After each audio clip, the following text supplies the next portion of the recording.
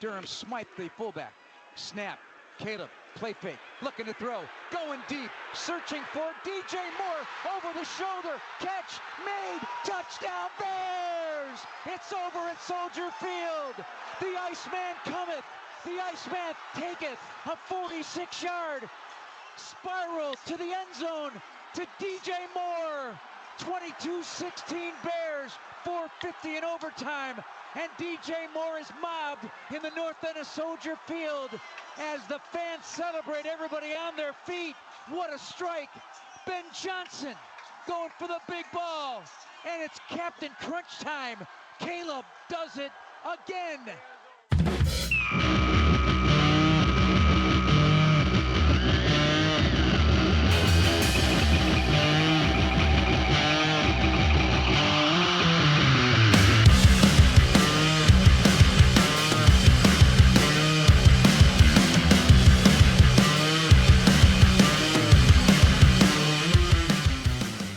Welcome, everybody, to this week's Bears in the Neighborhood. Chirag is still exploring Europe somewhere, so I'm happy to be joined this afternoon by my good friend and fan of the show, Hari Narayanan.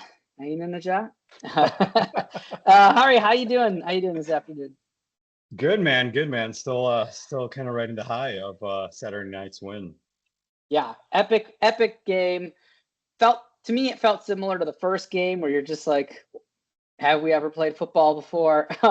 We just can't get out of our own way. Jeff Hafley seems a step ahead of Ben Johnson, but the Bears were able to come out and rally and win. So, Hari, what do you think we learned about the Bears this past week?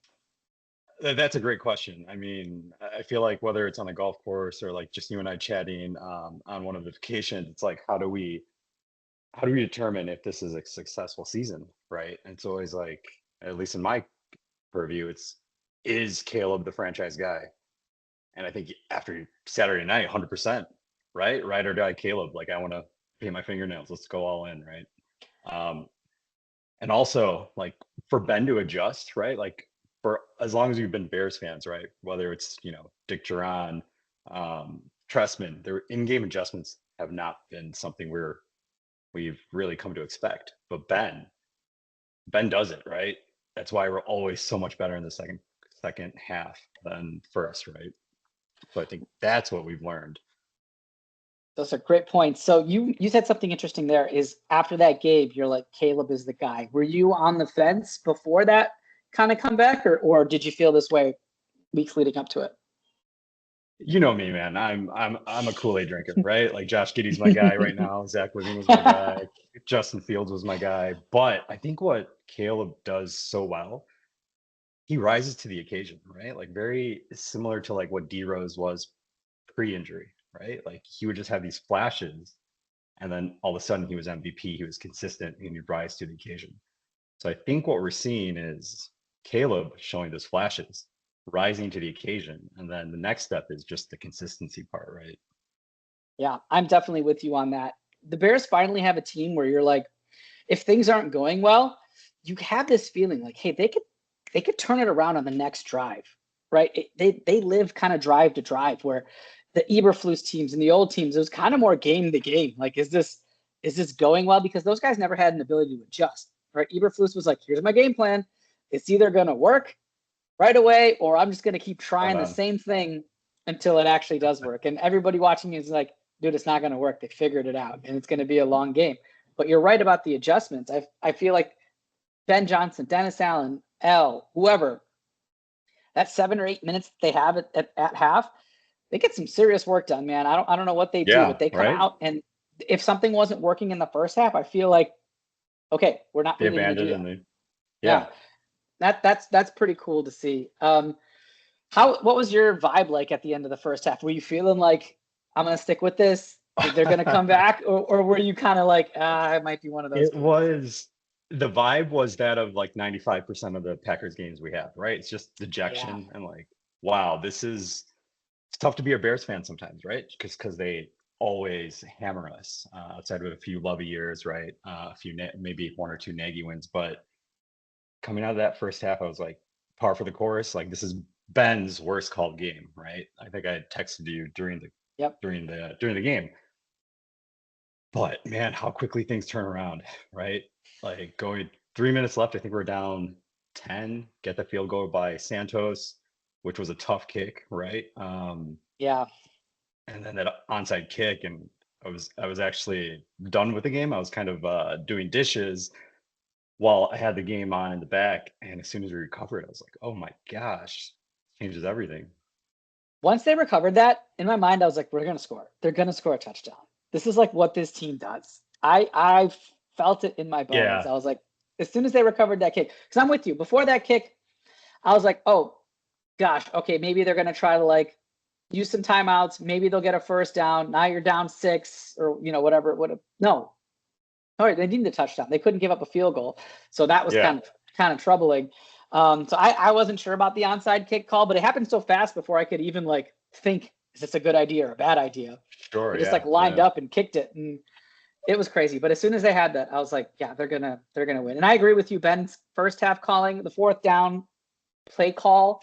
Yeah, that was tough. Sometimes you're just But like, it's just run it, man. Just give it to him. Just give it to Manangai agreed, directly. right? Like give it to Manangai directly, right? Jumbo package. But then also, it's like one of those things where if it is successful, he's a genius, right? Yeah. Right. So that's a lot of those trick plays. Like there's a time and a place. And if he pulls it off, he's a genius. And in this case, it didn't work and probably looks negatively on him, right? Yeah.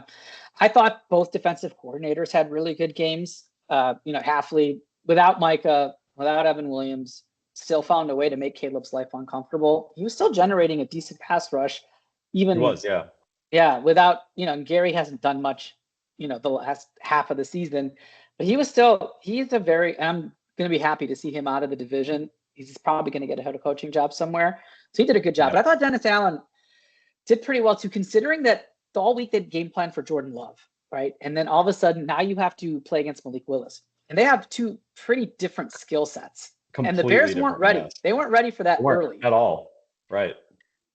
They weren't at all, right? Malik kind of looked better than Jordan for most of the game, right? It's like you can only prepare so much in a week, especially against the Packers that have a stud quarterback. And it's like no one's spending time preparing for that second string, right?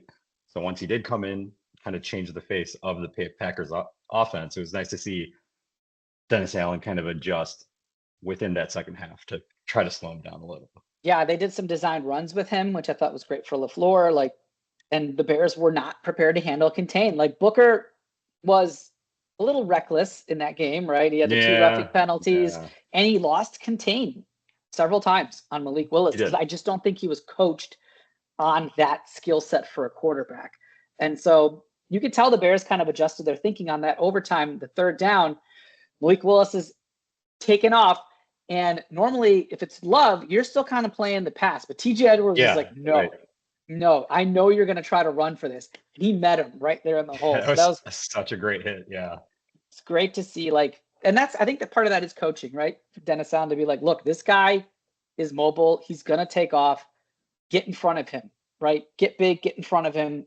Otherwise he's going to run, use his legs to pick it up. I thought, and I think I don't know what your thoughts are on this, but I still think Caleb can get yards on some of these throwaways where I'm just like, dude, just run and slide. You'll get 3 yards. I feel like he throws it away sometimes throws it 1,000 miles per hour on the sideline. We're like, nobody's going to catch that. When you're just like, sometimes you're like, just run, take 3 yards and slide. I don't know. Are you okay with that? Or how do you feel about that? Yeah. I feel like he tries to do such a good job of not turning the ball over. So I feel like I'm okay with some of his throwaways, but at the same time, you bring up a great point. Like Caleb just get those 4 yards, right? And then it turns a 2nd and 10 into 2nd and 6, right? Changes what you're trying to do. So I agree with it. And it's also interesting, right? He has a lot of throwaways that impact his completion percentage, and that's like a huge narrative on Twitter and Reddit around his 59% completion percentage. I don't think that completion percentage is truly accurate of what I agree. Ben Johnson is doing. I don't know. What do you think there? I totally agree with that. I think completion percentage is a byproduct of how you're playing and not an input to how you're playing necessarily, because I think the style in which he plays, the Bears lead the league in explosive plays. which means they probably lead the league in explosive play attempts, right? And explosive plays are not usually a high success rate, right? Otherwise, they'd happen way more often. I do think Caleb is a big game hunter, and yeah, he could check down Charlie and be a Dylan Gabriel in a couple games and boost that up. But we've seen it on several occasions, right? We saw it in the Eagles game. We saw it at the end of the Packers game, which was the same play. But bypassing that check down to try to go for the home run, right? And try to hit that. Even on the game winner in overtime, I think he had Loveland if he wanted to as well. Oh, did he? Okay. He went for DJ because that was turned into the primary read. And he just like, man, what a beautiful throw. Yeah. Like even thinking about that throw, I'm just smiling. I'm cheesing so hard because it's like he avoided the rush and just like bombed it. And DJ came down with it. I was like, what is happening? It was such a great moment, right?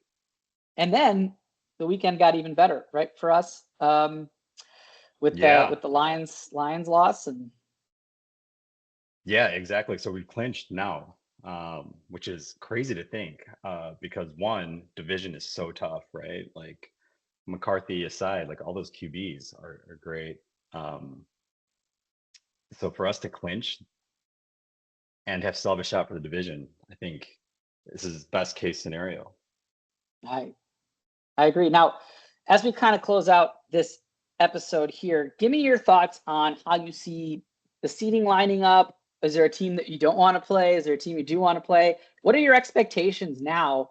I mean, obviously they're different than they were at the beginning of the season, but now we're here where we're at. How do you see the playoffs rolling out? What are your expectations for this team heading into the postseason?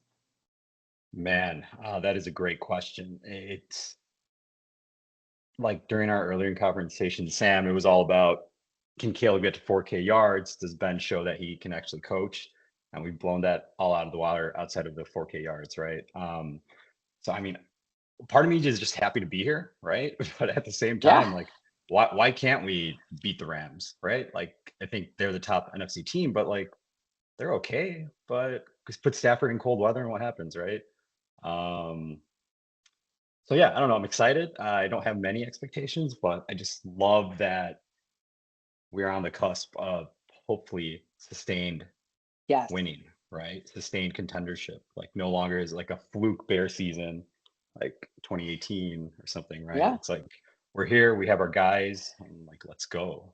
Yeah, it's different than 2018 because that was Matt Nagy winning with Vic Fangio's defense. And you're like, this offense is not really getting going, but that's our head coach's side of the ball, right? Yeah. Now our head coach's side of the ball is the strength, right? And if your head coach's side of the ball is the strength, especially on offense, that's how you get sustained success. That's how all these teams stay good, And so I'm excited for it, man. Thanks for joining us on Bears in the Neighborhood this week. We are actually going to close out with Chirag, a little message from Chirag from, I think he's in Brussels. Let me pull that up here. Good morning from Brussels, mon amis. The game was on at 2 a.m. Brussels time. And because your boy lives that rockstar lifestyle, he and his cousin, who's not present now, he's somewhere in there, were asleep at midnight. So I woke up to about 100 texts of how poppin' this game was. Shout out the Bears. Shout out Saturday Night Primetime. Shout out Game Ball. Shout out fucking Ice Cold, baby. This is awesome. You're awesome. That's awesome. Brussels skyline for the win. Sunset, sunrise, whatever, doesn't matter. All the same shit in Europe. Much love from the other side of the pond. Bears in the neighborhood, baby. Bear down. I think sunsets and sunrises are different even still in Europe. I'm not sure about that last statement. All right. Well, thanks for joining us for Bears in the Neighborhood. Hari, you want to get us out of here with the bear down? Sorry, what was that? You want to get us out of here with the bear down? Oh, just bear down, buddy. Just say bear down. Bear down, baby. Let's go. Bear down, baby. All right. Thanks, guys. All right.